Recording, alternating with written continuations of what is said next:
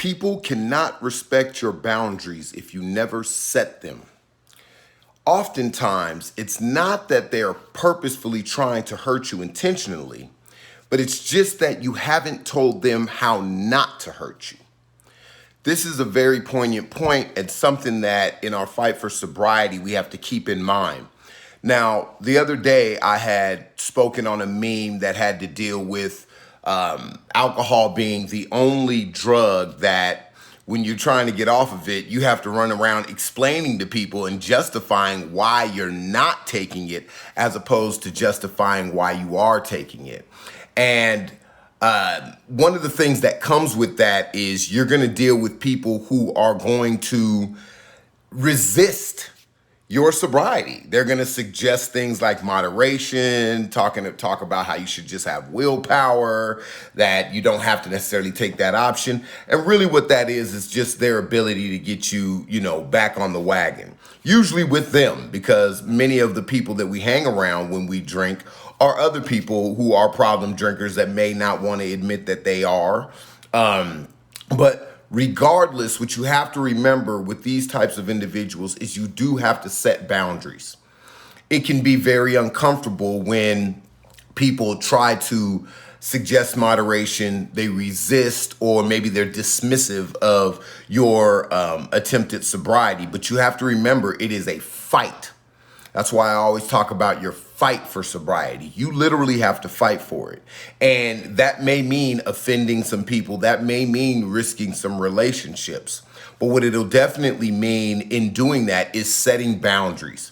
If it makes you uncomfortable when people are attempting to try to suggest moderation or say things to argue with your fight for sobriety, there are a few things that you can do. Now, what I've done in the past, I've done a few things. Sometimes I'll bring up, like I say, the weight analogy, where I'll say, hey, look, in a weight room, some people can bench 200 pounds, some people can't bench 50 pounds, but I don't need to be at the weight bench. I need to be on the treadmill. I've got bad elbows, right? So you wouldn't tell somebody with bad elbows that they need to be at the 200-pound bench.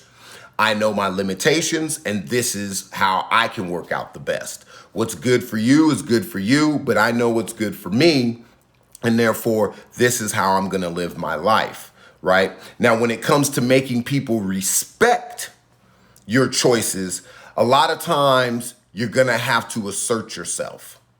You're going to have to assert yourself with friends, loved ones, random individuals, especially if you're feeling pressured.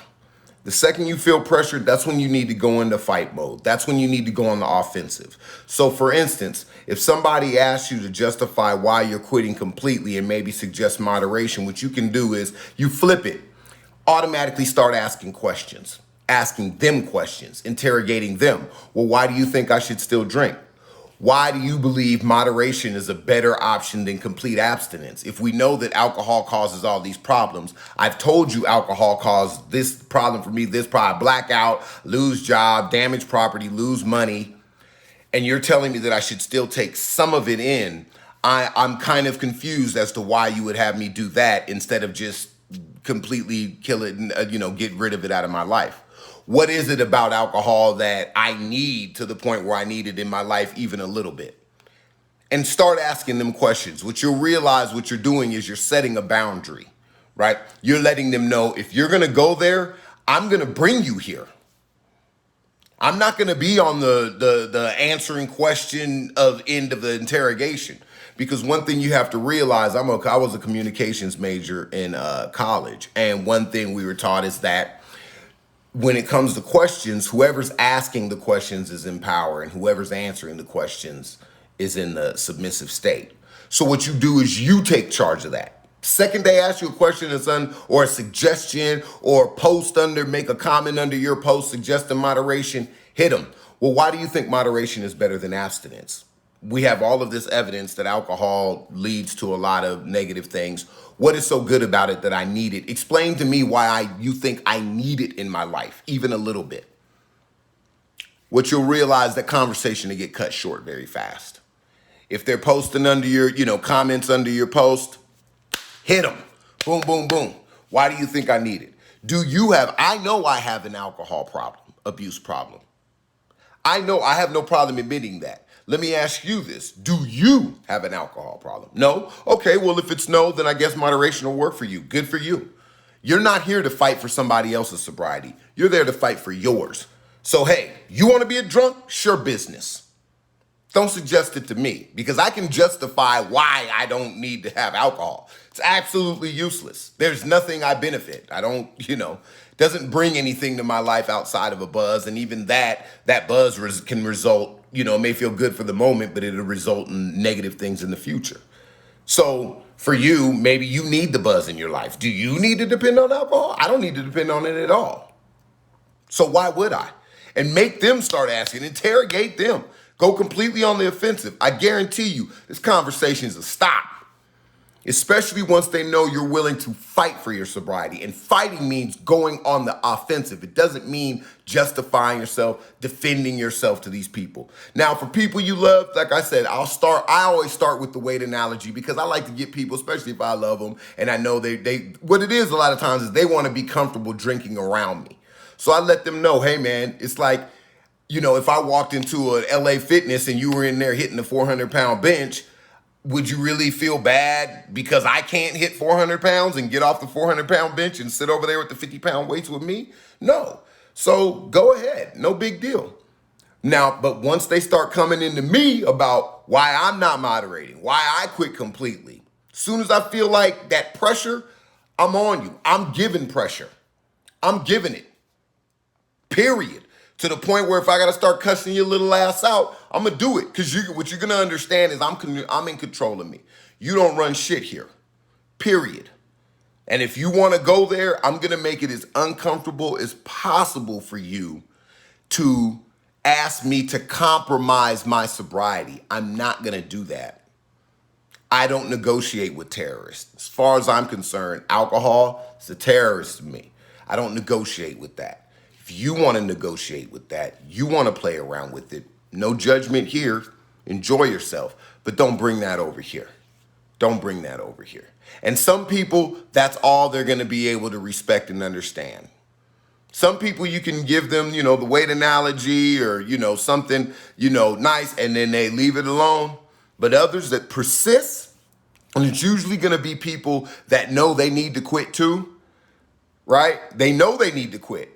And what you represent in your sobriety is a mirror to their own weakness.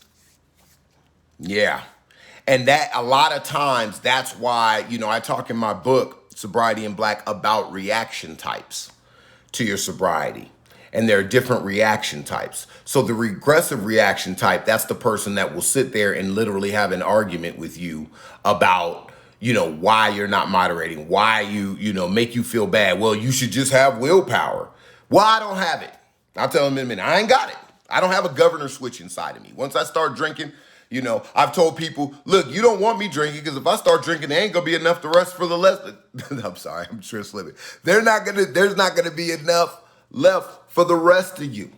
So you should thank me for leaving the liquor alone, right?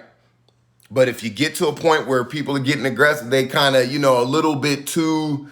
The inquiry lasts a little longer than you're comfortable with, time to go on the offensive. Make them justify their actions or their inaction when it comes to dealing with their alcoholism. All right? So I just wanted to bring that to you. Remember, you got to set your boundaries. And once you reach that boundary where you feel uncomfortable about something, then give it back.